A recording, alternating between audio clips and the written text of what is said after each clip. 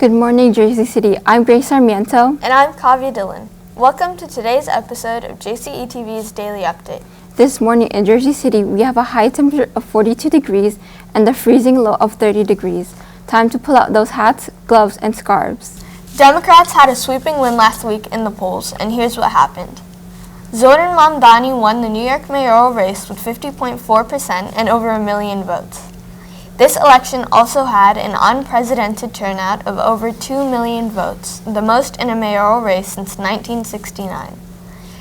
In New Jersey news, Mikey Sherrill won the gubernatorial race in a landslide, receiving 56.6% of the votes. We're back in business, folks. Today in music media is The Smiths, an English rock band formed in Manchester in 1982. During the era of synth pop, the members rejected the sound and re-established guitar-based influences from 1960s pop, punk, and rockabilly. The Smiths are considered one of the most important acts of 1980s British independent music scene, with their music influencing subsequent alternative and indie rock bands. The band achieved mainstream success in the UK, with all 4 of their studio albums reaching top 5 on the UK album charts. Their work is considered fundamental for Britpop and other alternative rock movements that followed. Personally, my favorite song from The Smiths is Back to the Old House. My favorite song is Big Mouth Strikes Again. That's a really good song. Continuing on the elections, the Jersey City mayoral race has turned into a runoff between James Solomon and Jim McGreevey.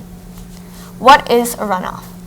A runoff is a secondary election when no candidate meets the requirements for a win. In this election, that would be 50%. Thus, the runoff will be held on December 2nd of this year.